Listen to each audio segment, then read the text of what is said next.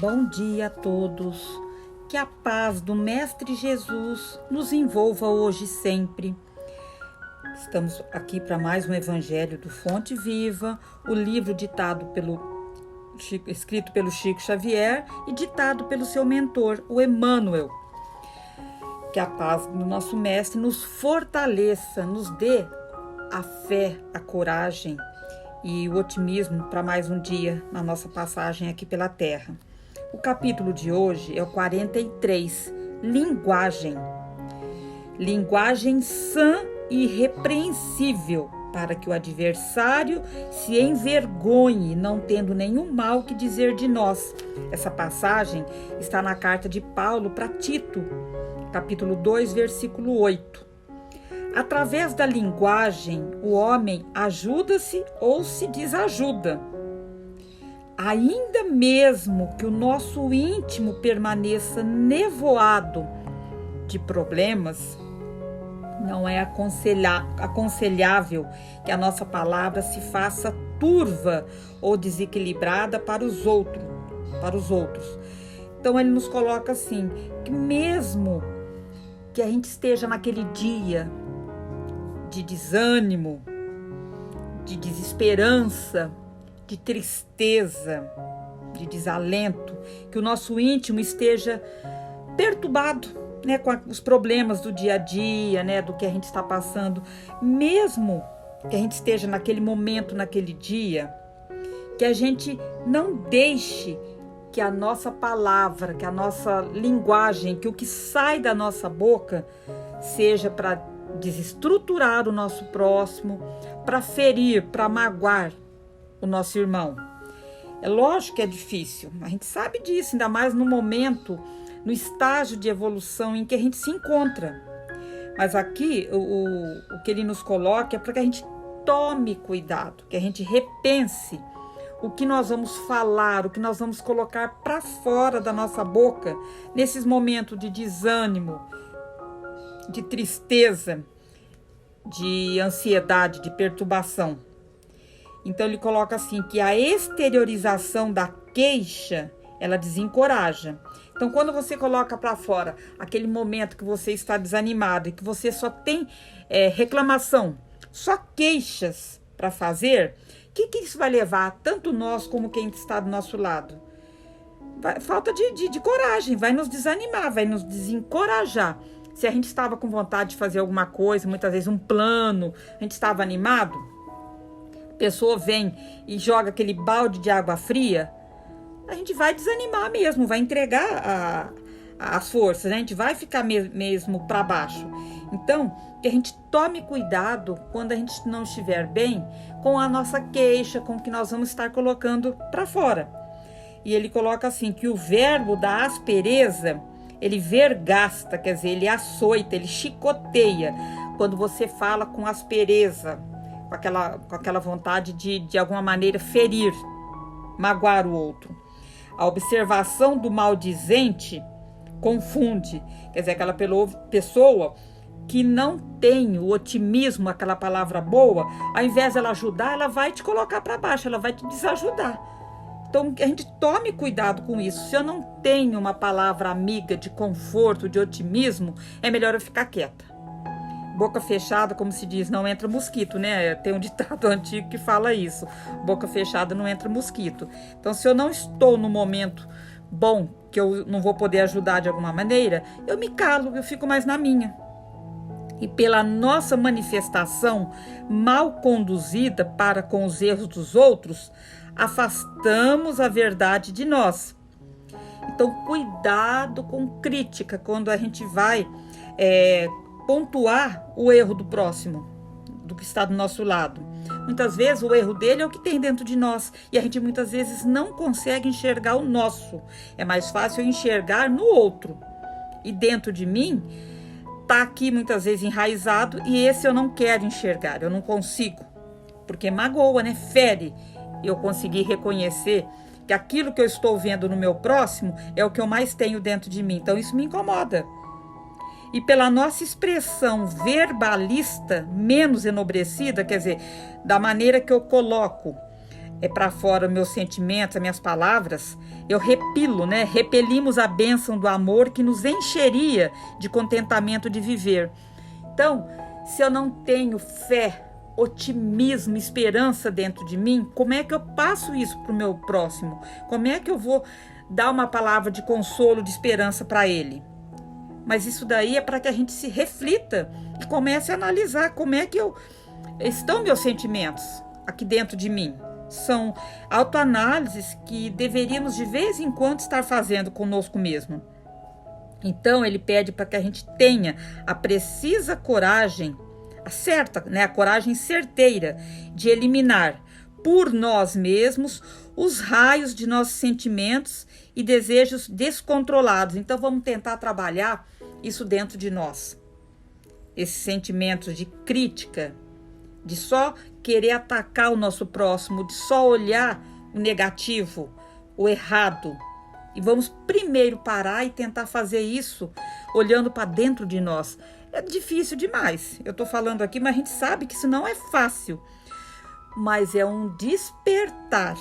Quando a gente já começa a parar e pensar nesse despertar, eu repenso e reavalio o que eu estou fazendo, pondo para fora. O que eu estou colocando para fora? É uma autoanálise. A palavra é canal do eu.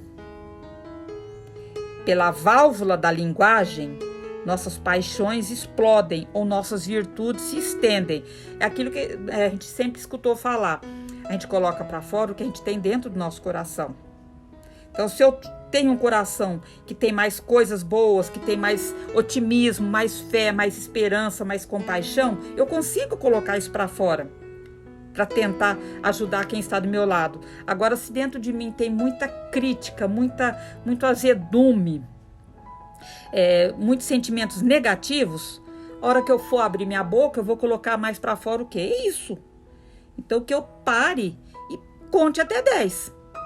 São autoanálises, são autoconhecimentos de nós mesmos, que é muito difícil, mas não é impossível. Então ele coloca assim: linguagem, a nosso entender, se constitui de 3 elementos essenciais. A linguagem que ele nos coloca aqui no capítulo: expressão, maneira e voz. Se não aclaramos a frase, quer dizer, se a gente não põe bem certo, bem nítido o que eu estou querendo dizer, se não apuramos o modo, não tomamos cuidado na maneira que a gente vai colocar para fora, e se não educamos a voz de acordo com as situações, somos suscetíveis de perder as nossas melhores oportunidades de melhoria, de entendimento e de elevação. É um trabalho de autoanálise a todo dia, de autorreflexão. Paulo de Tarso nos fornece a receita adequada aos aprendizes do Evangelho. Então ele nos coloca como nessa passagem? Nem linguagem doce demais. Não precisa ser muito meloso, não precisa ser doce demais, que ele coloca aqui. Nem linguagem doce demais, nem amarga em excesso. Bom, a gente sempre escutou falar que tudo é o equilíbrio, né? Quando a gente tem o equilíbrio, tá tudo certo. O problema é alcançarmos esse equilíbrio. Aí que está a chave da questão, né? Nem branda, quer dizer, nem muito suave, né? Muito molinha demais, em demasia, afugentando a confiança, e nem áspera ou contundente, quebrando a simpatia. Mas sim linguagem sã e irrepreensível, quer dizer, linguagem sadia e correta, para que o adversário se envergonhe, não tendo nenhum mal que dizer de nós. É tarefa difícil, né? Eita, missão difícil, porque quem naquele momento já não passou por isso, no momento de raiva, ali que a gente está meio encolerizado, a gente não solta sem querer uma palavra meio áspera.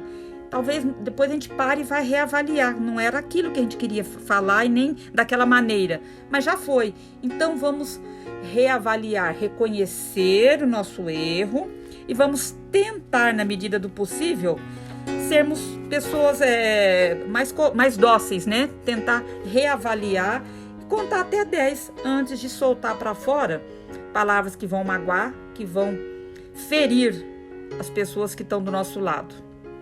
Então, são reavaliações, né? São questionamentos, são maneiras de estar vendo como estamos trabalhando a nossa linguagem, o que sai para fora, o que nós colocamos para fora. Como é que nós estamos nesse caminhar? Eu sou uma pessoa que quero colocar mais, tento pelo menos colocar mais palavra de otimismo, de fé, de esperança, de amor para o meu próximo, ou eu estou de alguma maneira, eu gosto mais de ferir, de só apontar o erro do meu próximo, sem levar um pouquinho mais de solidariedade para ele. É isso que nós deveríamos estar repensando e reavaliando dentro de nós, como é que nós estamos com os nossos sentimentos, com a nossa linguagem com relação ao nosso próximo. E tem aquela historinha das irmãs, duas menininhas, né, do interior de uma cidade pequena, que elas viviam, gostavam de ficar contando histórias, mas inventando mentiras sobre as pessoas. E ali elas falavam mal das amigas, elas iam acusando. Para elas era uma diversão ficar soltando mentiras para as pessoas. E a mãe um dia parou, analisando aquilo, chamou as duas e falou: vamos fazer o seguinte. Ela rasgou um travesseiro cheio de pena e falou: agora vocês vão pegar agulha e linha e vão costurar, vão pegar todas as penas que saíram, vão recolocá-las dentro do travesseiro e costurar e deixar ele novo de novo. Elas ficaram assim meia surpresas, né? Mãe, mas como que nós vamos fazer isso? As penas voaram, não tem como a gente catar todas. A gente consegue pegar algumas, mas não todas.